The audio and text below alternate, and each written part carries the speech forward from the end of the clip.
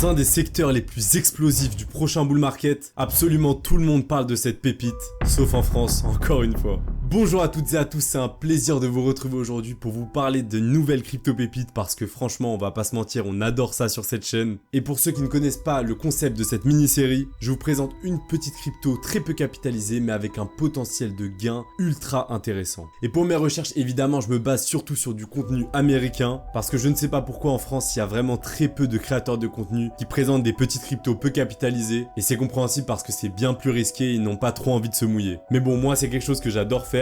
Et vous, ça vous plaît aussi, donc on va continuer sur cette voie. Bref, et pour la pépite de la vidéo, elle se trouve dans un secteur explosif du prochain bull run, celui de la tokenisation des actifs réels. Et comme le dit si bien notre cher ami Larry Fink, PDG de BlackRock, I believe the next generation for markets, the next generation for securities will be tokenization of securities. Je compte d'ailleurs faire une vidéo dédiée sur ce secteur en vous présentant les meilleurs projets, donc n'hésitez pas à me faire savoir en commentaire si ça vous plairait. Et évidemment, n'hésite pas à t'abonner si tu ne veux pas rater ça. Et dans cette vidéo, je vais vous présenter brièvement le secteur, mais surtout vous parler du potentiel du projet, de ses avantages et inconvénients, et quels problèmes il vient résoudre. Et comme vous l'avez vu dans le titre, aujourd'hui on va parler du RIO du projet Realio Network. Et sans plus attendre, c'est parti.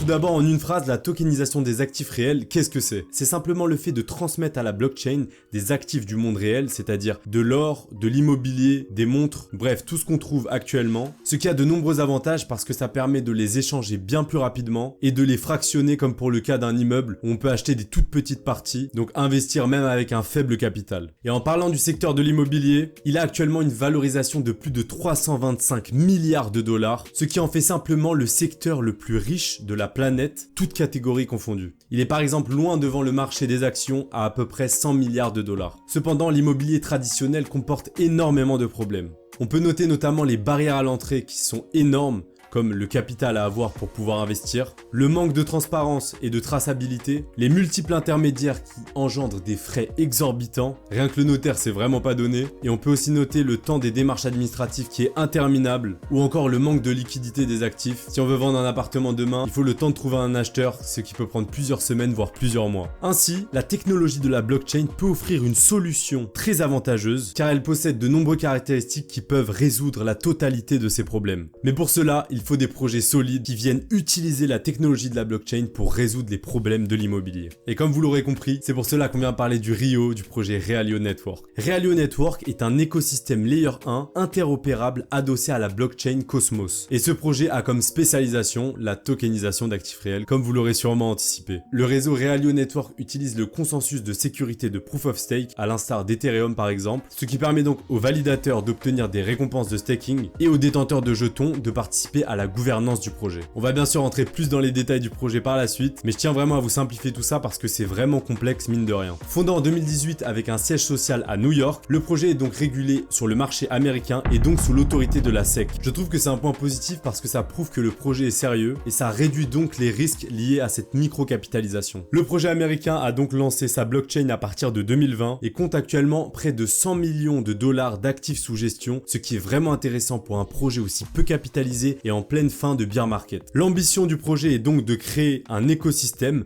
permettant d'investir dans des biens immobiliers réels ou construits dans le métavers, des actions, des private equities, etc. Le tout sous forme tokenisée, donc en utilisant la blockchain pour profiter de ses nombreux avantages. Mais comment Realio arrive à faire cela? Le projet symbolise ses actifs dans la blockchain tout en supprimant les intermédiaires et en étant conforme aux règles de la sécurité des marchés américaines. Le projet américain a donc pour ambition de devenir leader dans ce marché qui comptera plusieurs milliards de valorisation dans les années à venir. Mais je vous vois venir, pour une telle ambition, il faut vraiment une équipe ultra solide avec des compétences clés dans chacun des secteurs. Et là, premier bon point pour l'équipe de Realio Network, la totalité est docs, ce qui veut dire que c'est pas des anonymes et qu'ils ont un profil LinkedIn qui est accessible sur la page avec plusieurs années d'expérience au sein de projets blockchain. Et comme vous le savez sûrement, une équipe est rien sans un fondateur d'exception. Le fondateur du projet est Darek S. Borun, un entrepreneur possédant une expérience institutionnels dans le développement immobilier et les investissements basés sur la blockchain. A précédemment fondé des entreprises dans le secteur de l'immobilier qui sont valorisées à plusieurs millions, comme l'American Economist Growth Fund, et il a participé au développement de grands projets immobiliers urbains chez Tishman Speyer, qui compte un portefeuille immobilier de plus de 70 milliards de dollars à travers les États-Unis, l'Europe, l'Asie et l'Amérique latine notamment. Bref, tout ça pour dire que c'est clairement le profil parfait pour ce genre de projet et qu'il a une expérience solide dans le secteur qui seront vraiment utiles dans le développement et les ambitions du projet. Mais bref, revenons un petit peu aux caractéristiques du Realio Network. Il compte 4 fonctionnalités majeures qui sont 1. Le réseau Realio, qui est donc l'écosystème Layer 1 construit avec Cosmos SDK et EVM compatible. C'est par ailleurs ici que les utilisateurs peuvent tokeniser leurs actifs et dont le lancement est seulement valide depuis avril. En 2, on a le fonds Realio, qui est en quelque sorte le portail d'investissement, qui est l'endroit où les utilisateurs peuvent s'enregistrer et avoir accès aux services,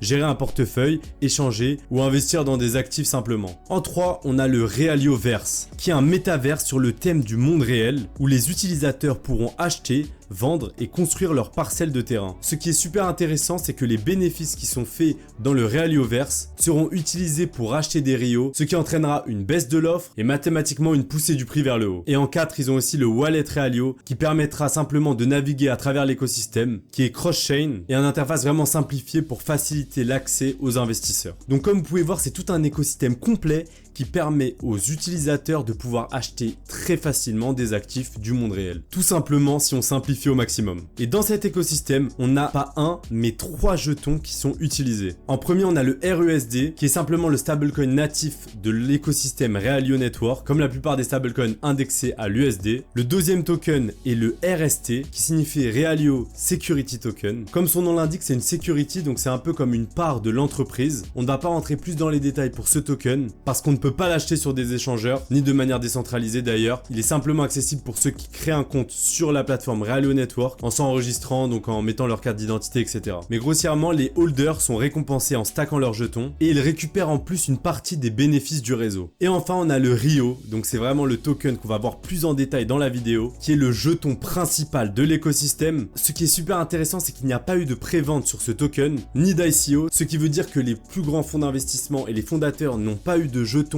avant de lancer ça au grand public, ce qui est extrêmement positif parce qu'on n'aura pas de pression vendeuse due à la libération des tokens de la part de ces grosses entités. Et son utilité au sein de l'écosystème est qu'il permet de payer les frais de blockchain, de récompenser les validateurs qui stackent leur Rio, il est aussi utile pour le liquidity mining et permet aussi de récupérer une partie des bénéfices de l'intégralité du réseau. Au niveau des partenariats, le projet est vraiment blindé et entre autres partenaires avec Algorand, Stellar ou encore OKX qui sont des sociétés extrêmement bien implantées dans l'écosystème depuis plusieurs années et c'est de très bon augure pour un projet aussi faiblement capitalisé. Et en parlant de sa capitalisation, on va tout de suite s'intéresser à sa tokenomics qui est vraiment un des points clés à ne pas négliger, encore plus dans le milieu des toutes petites cryptos. D'ailleurs, le collègue Iril a fait une bonne vidéo dessus, donc je vous invite à aller la voir en cliquant juste ici. Et s'il passe par là, je lui fais un petit coucou. Mais comme je l'ai dit tout à l'heure, la première distribution a été sur un fair launch, donc un lancement équitable en français, sans préminage et sans ICO, un peu comme l'a été Bitcoin à ses débuts finalement. L'offre maximale de Rio est fixée à 75 millions de tokens,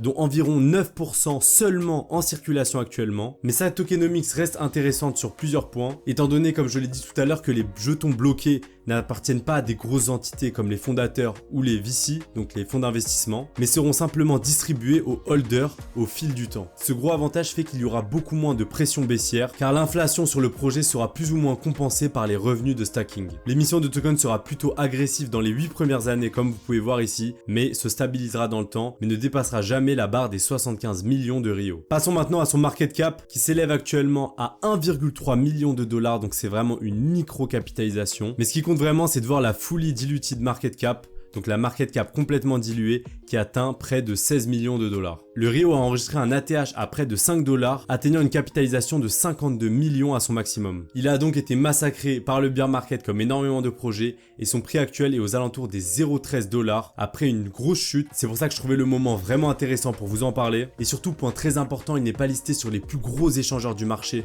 comme Binance ou Coinbase, mais seulement sur des plus petits tels que Mexi et encore OKX, bien que OKX c'est quand même un gros échangeur mais très peu connu en France en tout cas. Et c'est l'un des critères que je regarde particulièrement quand je vous présente des petites cryptos parce que comme on l'a vu au précédent bullrun, les projets qui délivrent et qui sont par la suite listés sur les plus gros échangeurs voient simplement leur prix exploser étant donné qu'ils deviennent bien plus accessibles par le grand public et possèdent une visibilité encore plus grande. À titre personnel, j'accumule régulièrement mes Rio sur Mexi. Je vous laisse un lien en description si vous voulez créer un compte. Et évidemment, c'est pas un conseil en investissement, je trouve seulement à titre personnel qu'à moins de 0,15 $, c'est vraiment intéressant d'investir sur ce projet avec une toute petite partie de son portefeuille pour le dynamiser un peu et profiter de ce narratif au prochain bullrun. Bref, on passe maintenant à la note attribuée à ce projet comme on a l'habitude de faire dans cette mini-série. C'est évidemment qu'un avis personnel après tout ce qu'on a vu, mais comme vous avez pu voir, c'est vraiment un projet assez complexe, donc il y a vraiment plusieurs parties que je n'ai pas abordées dans la vidéo et que je vous invite évidemment à creuser si le projet vous intéresse. Et juste avant de vous donner la note personnelle sur le projet, je vous invite juste à me mettre un petit pouce bleu parce que c'est totalement gratuit et ça me soutient énormément dans mon travail,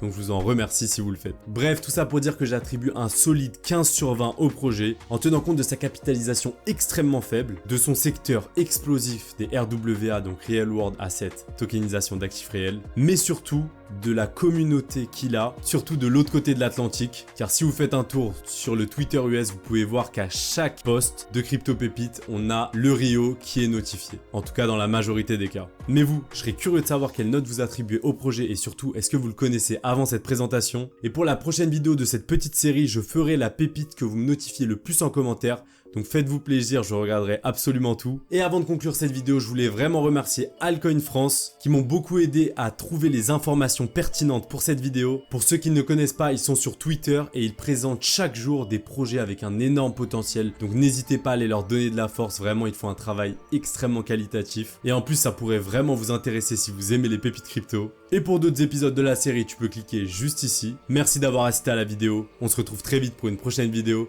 C'était Crypto Fuego. Ciao!